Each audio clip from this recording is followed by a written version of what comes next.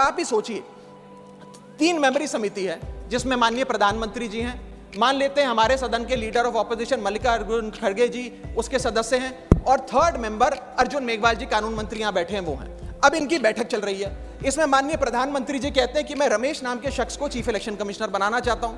खड़गे साहब कहते हैं कि मैं रमेश को नहीं सुरेश को चीफ इलेक्शन कमिश्नर बनाना चाहता हूं। क्या अर्जुन मेघवाल जी जो इसी सरकार के कानून मंत्री हैं वो प्रधानमंत्री जी को ये कह सकते हैं कि नहीं नहीं नहीं प्रधानमंत्री जी रमेश ठीक नहीं है, खड़गे साहब ने जिसको नॉमिनेट किया है सुरेश मैं भी उसी के हक में वोट देता हूं, उसका चयन हो, वो चीफ इलेक्शन कमिश्नर बने? ये तो हो ही नहीं सकता। तो जो सरकार चाहेगी वही हो। वो दिन भी दूर नहीं कि चाहे भाजपा अगर कल तो संबित पात्रा को चीफ इलेक्शन कमिश्नर बना सकती है मैडम, और 2:1 के रेशियो से संबित पात्रा देश के चीफ इलेक्शन कमिश्नर बन सकते हैं। आप सोचिए कि ये कितना खतरनाक होगा अगर वो चीफ इलेक्शन कमिश्नर बन गए। क्या भाजपा सरकार सुप्रीम कोर्ट के फैसले की कोई सम्मान नहीं करती, उसकी कोई अहमियत नहीं समझती? ये कुछ सवाल हैं जो बिल पढ़ने के बाद मेरे जहन में आए, और वो इसलिए आए क्योंकि इस बिल के माध्यम से ये सरकार चुनाव आयोग को पूरी तरीके से अपने नियंत्रण में लेना चाहती है, यानी कि चुनाव आयोग पे पूर्ण कब्जा चाहती है। मैम, चुनाव आयोग के 3 सदस्य होते हैं, एक मुख्य चुनाव आयुक्त यानी कि चीफ इलेक्शन कमिश्नर और 2 अतिरिक्त इलेक्शन कमिश्नर्स। इनकी चयन और नियुक्ति इस बिल के माध्यम से पूरी तरीके से सरकार के हाथों में आ जाएगी, और वे जिसको चाहें, चाहे वो पार्टी का शख्स हो, यस मैन हो, पार्टी मैन हो, जिस मर्जी को चाहें वे चुनाव आयुक्त बना सकते हैं। चुनाव आयोग की हमारे देश के चुनावों में बड़ी महत्वपूर्ण भूमिका है। किसका वोट बनेगा, किसका वोट कटेगा, ये चुनाव आयोग तय करता है। किस तारीख पे चुनाव होगा, कितने चरण में चुनाव होगा, ये चुनाव आयोग तय करता है। ईवीएम मशीन कहां कहां भेजी जाएंगी, उसका नियंत्रण, उसका मैनेजमेंट, उसका योग, उसका प्रयोग, सारी चीजें चुनाव आयोग तय करता है। तो इसीलिए चुनाव आयोग एक बड़ी महत्वपूर्ण संस्था है इस देश के फ्री एंड फेयर इलेक्शंस के लिए। Ma'am, I will mince no words. This bill is going to destroy one of the few remaining independent institutions in India, that is the Election Commission, and thereby dislodge free and fair elections from India. ये bill 3 व्यक्ति या संस्था का अपमान है। पहला अपमान है सुप्रीम कोर्ट का। क्यों? क्योंकि सुप्रीम कोर्ट ने इसी साल मार्च 2 को 2 मार्च 2023 को 5 जजों की संवैधानिक पीठ ने सर्वसम्मति से एक फैसला दिया, और वो फैसला ये था कि सरकारी हस्तक्षेप, सरकार का कोई भी दखल चुनाव आयोग की नियुक्ति में नहीं होना चाहिए। ये खत्म करने के लिए हम एक समिति का गठन करते हैं। उस समिति के गठन से मुख्य न्यायाधीश को हटाकर एक कैबिनेट मंत्री को डालकर उसका संतुलन बिगाड़ने का काम और सुप्रीम कोर्ट के फैसले को पलटने का काम इस सरकार ने किया, ताकि एक ऐसी व्यवस्था बन जाए जिसमें जो शख्स ये चाहे वही चीफ इलेक्शन कमिश्नर बनेगा। ये इंसल्ट सुप्रीम कोर्ट की इसलिए है क्योंकि इसी साल के दिए गए संवैधानिक पीठ के सर्वसम्मति के 2 फैसलों को इस सरकार ने सदन के भीतर बिल लाकर बदल दिया। पहला था दिल्ली सेवा बिल, जो 8 दिन के भीतर ऑर्डिनेंस लाकर और फिर सदन के भीतर बिल लाकर बदला गया, और एक ये बिल जो 2 मार्च 2023 के सुप्रीम कोर्ट के फैसले को पलटता है और उस फैसले को पूरी तरीके से रिवर्स करने का काम करता है। मैं आपको यह बताना चाहूंगा कि यह सरकार इस बिल के माध्यम से एक प्रकार से सुप्रीम कोर्ट को खुली चुनौती दे रही है कि आपको जो फैसला देना है दीजिए, अगर हमें पसंद नहीं आएगा हम बिल लाकर उस फैसले को पलट देंगे। दूसरा इंसल्ट या अपमान इस बिल के माध्यम से चीफ जस्टिस ऑफ इंडिया का है। सुप्रीम कोर्ट का फैसला कहता है कि चयन समिति के 3 सदस्य होंगे, माननीय प्रधानमंत्री जी, माननीय नेता प्रतिपक्ष यानी कि लीडर ऑफ ऑपोजिशन, और 3rd chief justice of India. इन 3 मेंबरी समिति में से इस बिल के माध्यम से सरकार ने चीफ जस्टिस ऑफ इंडिया को हटा दिया और एक कैबिनेट मंत्री को उनकी जगह बिठा दिया। चीफ जस्टिस ऑफ इंडिया से इतना परहेज कि साफ तौर पे उन्हें इस समिति से हटाने के लिए इस बिल को लाया गया। मैं सरकार को याद कराना चाहूंगा कि समय समय पर इलेक्टोरल रिफॉर्म्स के लिए इस देश में कमेटियां बनी, और अधिकांश कमेटियों ने यह फैसला दिया, ये रिपोर्ट दी, ये सजेशन दिया कि समिति के भीतर चीफ जस्टिस ऑफ इंडिया यानी कि इस देश की न्यायमूर्ति को जरूर होना चाहिए, चाहे वो तारकुंडे कमेटी हो, दिनेश गोस्वामी कमेटी हो, वोरा कमेटी हो, इंद्रजीत गुप्ता कमेटी हो, जीवन रेड्डी कमेटी हो, या फिर इसी सरकार की लॉ कमीशन की रिपोर्ट हो। तीसरी इंसल्ट इस बिल के माध्यम से भाजपा सरकार एक ऐसे शख्स की कर रही है जो व्यक्ति भाजपा का संस्थापक थे, जो व्यक्ति आज भी भाजपा के मार्गदर्शक हैं, जो व्यक्ति भाजपा के भीष्म पितामह के नाम से जाने जाते हैं, वो व्यक्ति जो भारत देश के पूर्व प्रधानमंत्री रहे, यानी कि लाल कृष्ण आडवाणी जी, पूर्व उप प्रधानमंत्री रहे। मैम, 2 जून 2012 को, और मैं राज्यसभा के पटल पे इस लेटर को रखूंगा, 2 जून 2012 को माननीय लाल कृष्ण आडवाणी जी ने उस समय के प्रधानमंत्री डॉक्टर मनमोहन सिंह को पत्र लिखकर कहा कि चुनाव आयोग की जो भूमिका है चुनावों में बड़ी महत्वपूर्ण है, उसकी नियुक्ति पर एक बहुत बड़ा संदेह, प्रश्न चिन्ह लगा हुआ है और उसकी नियुक्ति सरकार के हाथ में नहीं होनी चाहिए। और वो लिखते हैं, the present system whereby members to the election commission are appointed solely on the advice of the prime minister does not evoke confidence in the people. Keeping these important decisions as the exclusive preserve of the ruling party renders the entire selection process vulnerable and open to manipulation and partisanship. और वो कहते हैं कि समिति 5 सदस्यों की हो जो सीईसी की चयन करे, उनकी नियुक्ति करे, जिसमें प्रधानमंत्री हो, जिसमें लीडर ऑफ ऑपोजिशन लोकसभा हो, जिसमें लीडर ऑफ ऑपोजिशन राज्यसभा हो, जिसमें चीफ जस्टिस ऑफ इंडिया हो और कानून मंत्री हो। यानी कि 2 सदस्य सरकार के, 2 सदस्य ऑपोजिशन के और 1 न्यायपालिका के। ये समिति बड़ी अच्छी है। यानी कि आडवाणी जी भी चीफ इलेक्शन कमिश्नर की स्वतंत्रता के लिए, चुनाव आयोग की स्वतंत्रता के लिए लड़ते रहे, लेकिन इन लोगों ने आडवाणी जी को भी उनके हक की, उनके अधिकार की बात नहीं दी। आज मैं सदन में दूसरी बार लाल कृष्ण आडवाणी जी के हक की, उनके अधिकार की बात मांगने के लिए खड़ा हुआ हूं। पहला जब उन्होंने दिल्ली सेवा बिल पर कहा था दिल्ली को पूर्ण राज्य का दर्जा दिया जाए, और आज जब उन्होंने कहा कि चीफ इलेक्शन कमिश्नर की नियुक्ति स्वतंत्रता से हो, निष्पक्ष तरीके से हो। आगे मैं 3 महत्वपूर्ण कारण बताना चाहूंगा मैडम, जिसके चलते ये बिल को आज मैं और मुझे लगता है समस्त विपक्ष अपोज करता है। पहला कि ये बिल पूरी तरीके से इलीगल है, गैर कानूनी है, और वो इसलिए है क्योंकि you can not reverse a supreme court judgment without changing the very basis of it. यानी कि अगर आपको सुप्रीम कोर्ट के फैसले को पलटना है तो सुप्रीम कोर्ट जिस फैसले को देते हुए जिस आधार को रेफर करता है, आपको उस आधार को बदलना पड़ेगा। आप सीधा फैसला नहीं पलट सकते। लेकिन इन लोगों ने सुप्रीम कोर्ट के फैसले की मूलभूत भावना को इस बिल के माध्यम से चोट पहुंचाने की कोशिश करी है और निष्पक्षता को चुनाव आयोग की भंग किया है। दूसरी कारण क्यों ये बिल गैर का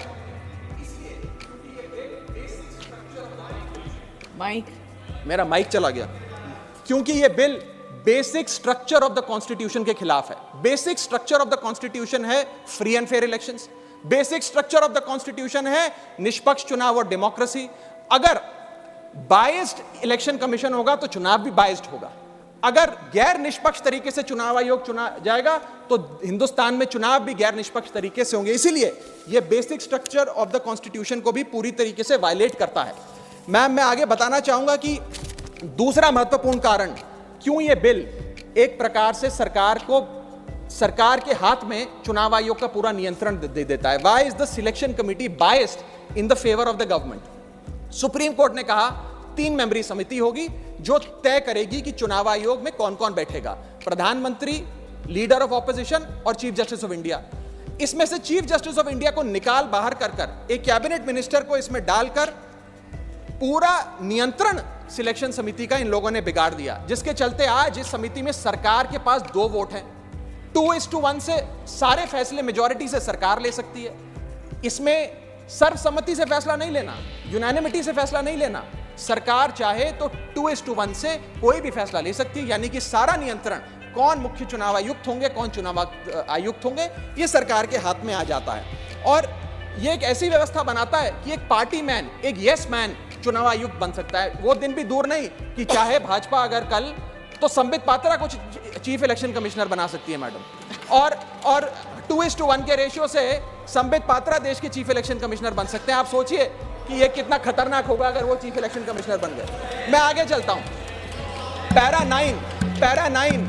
9 इस सुप्रीम कोर्ट जजमेंट का कहता है, the executive alone being involved in the appointment ensures that the commission becomes and remains a partisan body and the branch of the executive. The independence of the commission is intimately interlinked with the process of appointment. यानी कि supreme court ये कहता है कि चयन का जो पूरा प्रोसेस है वो पूरी तरीके से इलेक्शंस कैसे होंगे, फ्री होंगे कि फेयर होंगे, वो तय करता है। मैं आगे चलता हूं, 14 मिनट है मैडम, अभी तो 6 मिनट बाकी हैं। सुप्रीम कोर्ट आगे अपने पैरा 186 में हाईलाइट करते हुए कहता है, a person who is weak kneed before the powers that be cannot be appointed as the election commissioner. A person who is in a state of obligation or feels indebted to the person who has appointed him fails the nation and can have no place in the conduct of elections, forming the very foundation of our democracy. An independent person cannot be biased. it is important that the appointment must be overshadowed even by a perception that a yes man will decide the fate of the democracy and all its promises. यानी कि केवल निष्पक्ष चयन ही होना जरूरी नहीं है, निष्पक्ष चयन जनता को नजर आना भी जरूरी है. It must not only be done, it must be seen to be done. ये सुप्रीम कोर्ट बात कहता है. मैं आगे चलता हूं. तीसरा कारण कि क्यों हम इस बिल को अपोज कर रहे हैं वो है कि ये जो प्रपोज्ड सिलेक्शन कमिटी है इसमें कोई चेक्स एंड बैलेंसेस नहीं है. चेक्स एंड बैलेंसेस इसलिए नहीं है क्योंकि सारे फैसले तो सरकार के पक्ष में होंगे. 2 मंत्री सरकार के उसमें बैठे हैं. एलओपी को मात्र फॉर्मेलिटी के लिए इसमें बिठाया गया है. तो एक प्रकार का फिक्स्ड मैच इसमें नजर आता है. अब आप ही सोचिए, 3 मेंबरी समिति है जिसमें माननीय प्रधानमंत्री जी हैं, मान लेते हैं हमारे सदन के लीडर ऑफ ऑपोजिशन मल्लिकार्जुन खड़गे जी उसके सदस्य हैं, और 3rd मेंबर अर्जुन मेघवाल जी कानून मंत्री यहां बैठे हैं वो हैं. अब इनकी बैठक चल रही है. इसमें माननीय प्रधानमंत्री जी कहते हैं कि मैं रमेश नाम के शख्स को चीफ इलेक्शन कमिश्नर बनाना चाहता हूं. खड़गे साहब कहते हैं कि मैं रमेश को नहीं सुरेश को चीफ इलेक्शन कमिश्नर बनाना चाहता हूं. क्या अर्जुन मेघवाल जी जो इसी सरकार के कानून मंत्री हैं वो प्रधानमंत्री जी को ये कह सकते हैं कि नहीं नहीं नहीं प्रधानमंत्री जी रमेश ठीक नहीं है, खड़गे साहब ने जिसको नॉमिनेट किया है सुरेश मैं भी उसी के हक में वोट देता हूं, उसका चयन हो, वो चीफ इलेक्शन कमिश्नर बने? ये तो हो ही नहीं सकता. तो जो सरकार चाहेगी वही होगा. तो एक प्रकार से निष्पक्षता और स्वतंत्रता चीफ इलेक्शन कमिश्नर की खत्म करने का काम ये करती है. हमने बचपन में एक मुहावरा सुना था, जिसकी लाठी उसकी भैंस.